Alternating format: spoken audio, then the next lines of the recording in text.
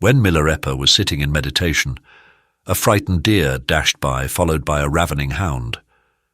By the power of his loving kindness and compassion, Metta Karuna, Milarepa made them lie down, one on either side of him, and then preached to them.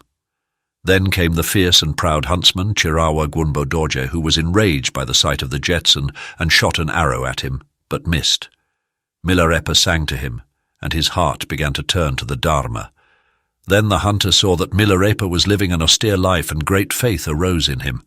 He wished then to practice Dharma after talking with his family, but the Jetsun warned him that his present meritorious thought might change, and he sang, "Hearken, hearken, huntsman, though the thunder crashes, it is but empty sound.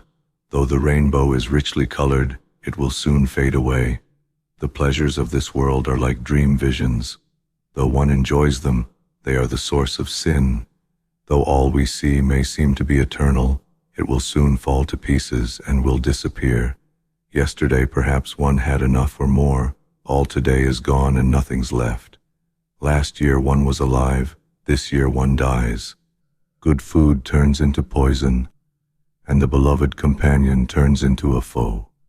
Harsh words and complaints requite goodwill and gratitude. Your sins hurt no one but yourself. Among 100 heads you value most your own.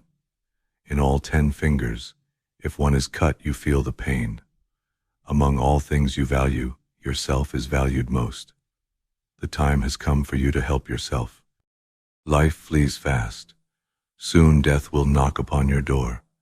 It is foolish, therefore, one's devotion to postpone. What else can loving kinsmen do but throw one into samsara? To strive for happiness hereafter is more important than to seek it now. The time has come for you to rely upon a guru. The time has come to practice Dharma.